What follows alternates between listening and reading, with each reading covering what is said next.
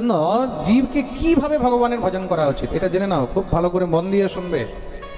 এটা কিন্তু বহুত তত্ত্বের কথা। এটাকেই সাংখ্য দর্শন বলা হয়েছে।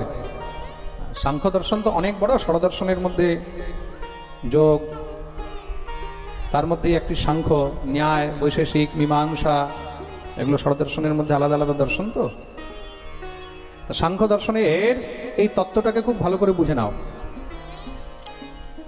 ভগবত প্রাপ্তির জন্য জীবকে কি করা উচিত, কিভাবে চলা উচিত, কিভাবে ভগবানের ধ্যান করা উচিত, কিভাবে ভগবানের ভজন করা উচিত।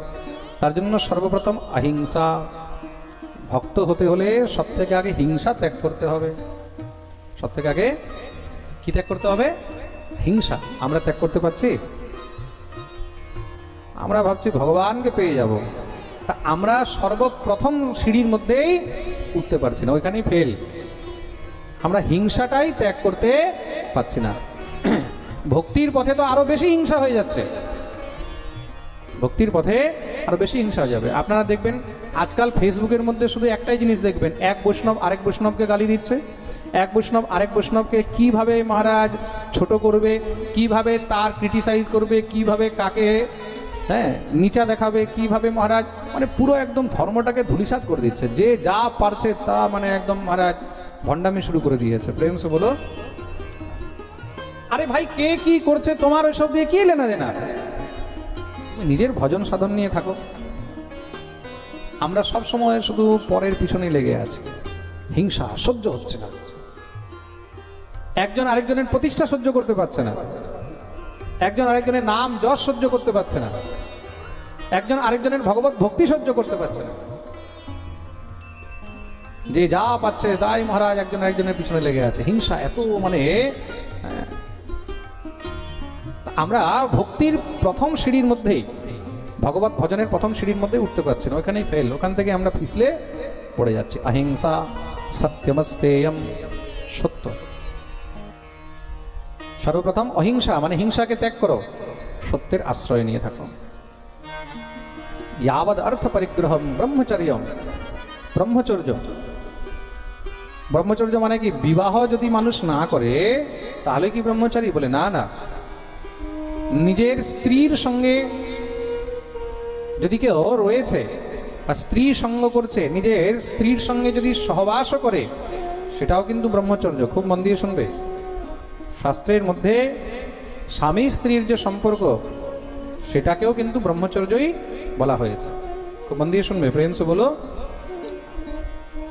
কোনো স্ত্রী যদি শুধু নিজের স্বামীকেই একান্তভাবে সবসময় স্পর্শ করে রয়েছে, বা কোনো পুরুষ যদি নিজের স্ত্রীকেই একান্তভাবে মান্য করে রেখেছে, তার মানে সেটাই হলো কিন্তু ব্রহ্মচর্য। প্রেম সে বলো। হ্যাঁ। তপঃ, তপস্যা, সাধনা। শৌচম মানে আচার বিচার, স্বাধ্যায় মানে গ্রন্থ অধ্যয়ন, শাস্ত্র অধ্যয়ন, পুরুষার্চনম ঠাকুরের সেবা। আর কি বলে? মৌনম সদাসন জয়স্থৈর্যম প্রাণজয় শনৈঃ প্রত্যাহারশ্চেন্দ্রিয়াণাম বিষয়াৎ মনসারিদি।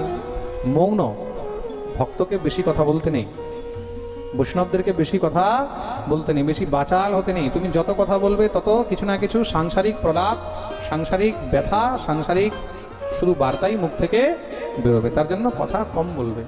আহার শুদ্ধি, খাবার দাবারের মধ্যে শুদ্ধতা রাখতে হবে। আর তারপরে আসন শুদ্ধি করে যখন তুমি ভজনে বসবে, ভজনে বসে সব থেকে আগে গোবিন্দের স্মরণ করবে, ভগবানের চিন্তন করবে। ভজন করতে হলে কি করবে? আগে ভগবানের চিন্তন করবে। তো চিন্তন কিভাবে করবে? তার জন্য সব থেকে আগে ভগবানের চরণের চিন্তন করবে। কিসের চিন্তন করবে?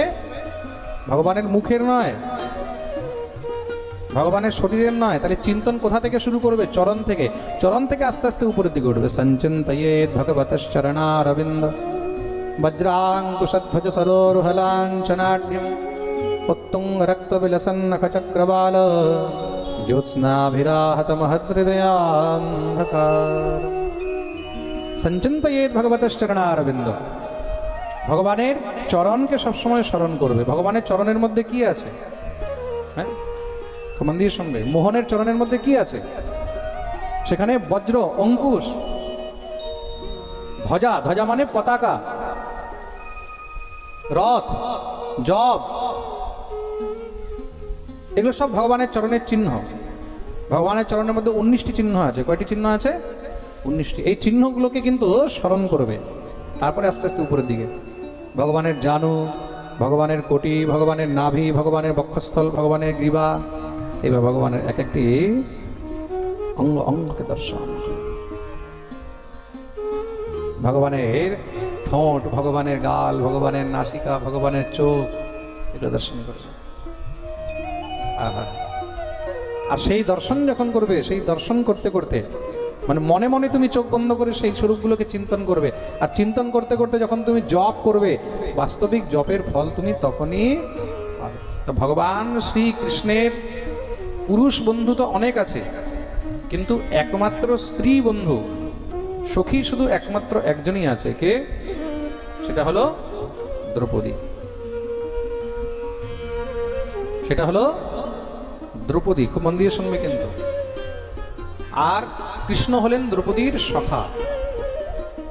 এখানে তার জন্য ভগবান দ্রৌপদীকে নিজের নাম দিয়েছেন।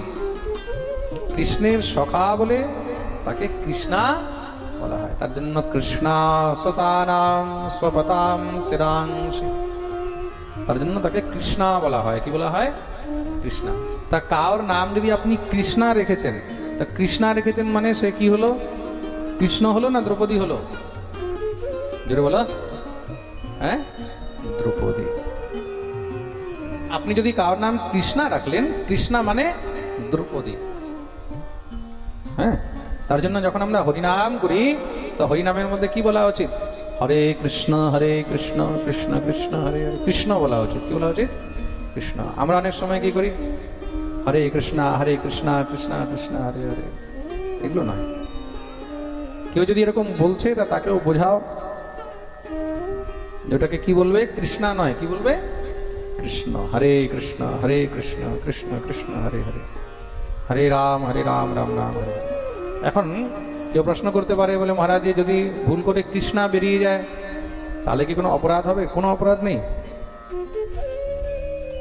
এটার মধ্যেও কোনো অপরাধ নেই। চেষ্টা করবে যেন মুখ থেকে শুদ্ধ কৃষ্ণ উচ্চারণ বেরোয়। কিন্তু যদি কৃষ্ণাও বেরোয়, কৃষ্ণা উচ্চারণ বেরোলেও তার মধ্যে কৃষ্ণেরই নাম থাকবে। ভগবান নিজের নাম দিয়েছেন তো দ্রৌপদীকে। কার নাম দিয়েছেন? নিজের নাম দিয়েছেন। তা কৃষ্ণের অব্যয় হলো কৃষ্ণা, কৃষ্ণস্য অব্যয় কৃষ্ণা। আকারান্ত পিছনে লেগেছে, তাই জন্য সেটা স্ত্রীলিঙ্গ হয়ে গেল। ব্যাকরণের মধ্যে যখন আকারান্ত লেগে যায় তখন সেটা স্ত্রীলিঙ্গ হয়ে যায়। প্রেমস বলো, মন দিয়ে শুনবে কিন্তু। তাই এখানে যদি কেউ কৃষ্ণাও উচ্চারণ করে তবুও তার মধ্যে কৃষ্ণই থাকবে, এটার মধ্যে কোনো সংশয় নেই।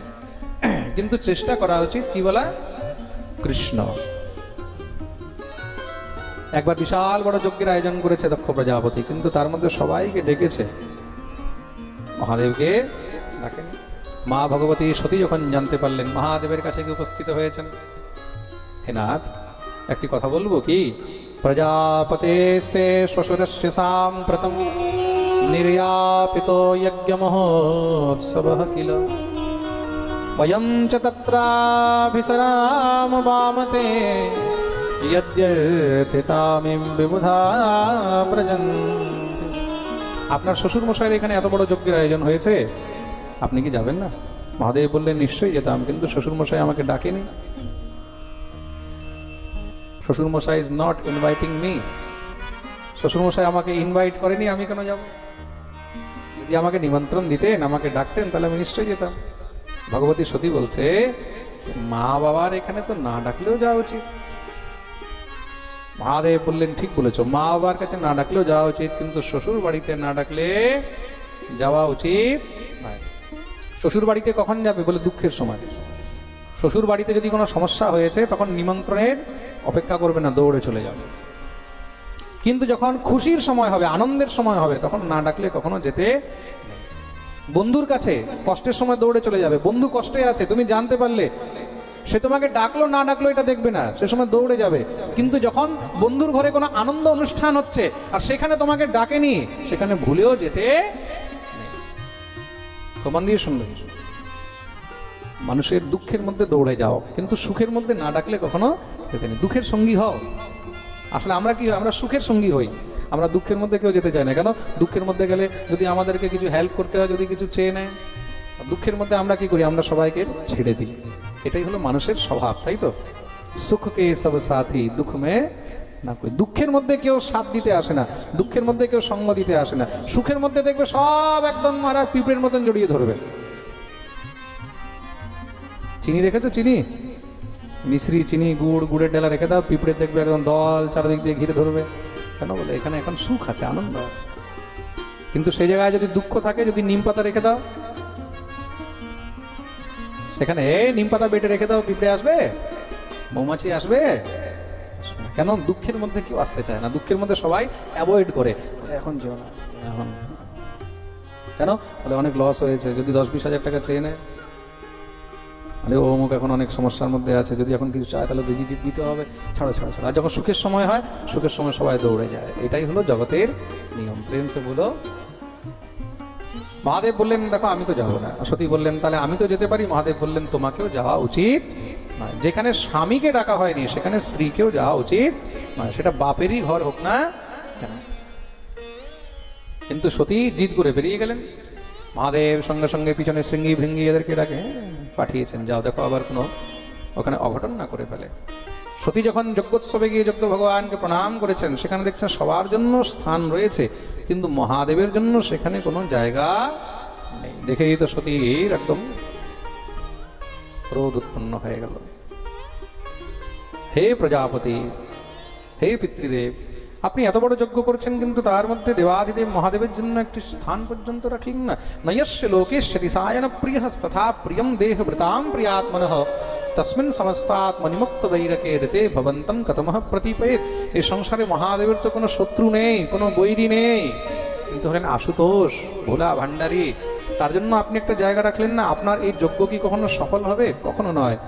এই যজ্ঞ আপনার কখনো সফল হতে পারে না। শিবকে ত্যাগ করে এই সংসারের মধ্যে কোনো যজ্ঞ কখনো সফল হয় না। মনে রাখবেন, যদি বিষ্ণু যজ্ঞ করা হচ্ছে, সে বিষ্ণু যজ্ঞের মধ্যেও সেখানে রুদ্রের স্থাপনা করতে হয়, রুদ্র কলস বসাতে হয়, না হলে কি হবে? সেই যজ্ঞ পূর্ণ হবে না। প্রেমসে বলো।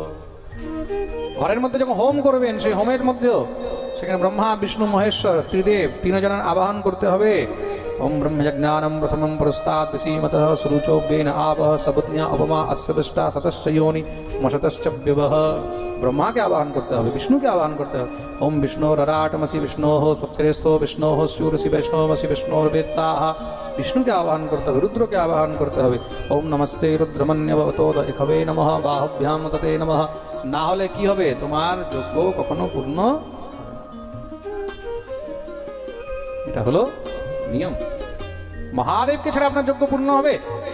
দক্ষ প্রজাপতি গর্জনা করে বলছে, আমার যজ্ঞের মধ্যে মহাদেবের প্রয়োজন নেই, তোকে কে ডাকতে গেছে? তুই কেন এসেছিস? ওহো, মানে মহাদেবের সঙ্গে এত হিংসা? আপনার শরীর থেকে আমাদের দেহ উৎপন্ন হয়েছে, আমি দেহ নিয়ে সেই মহাদেবের সেবায় কি করে যাব?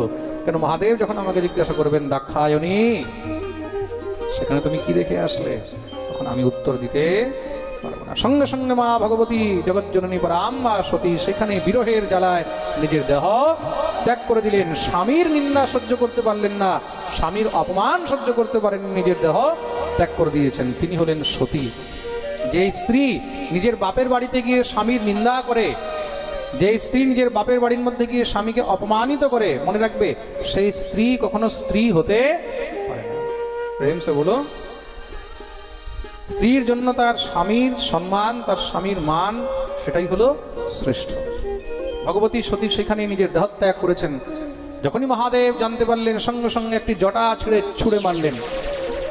সঙ্গে সঙ্গে বীরভদ্র উৎপন্ন হয়েছে, আমার জন্য কি আদেশ? করে যাও দক্ষের যজ্ঞ পুরো বিধ্বংস করে দাও।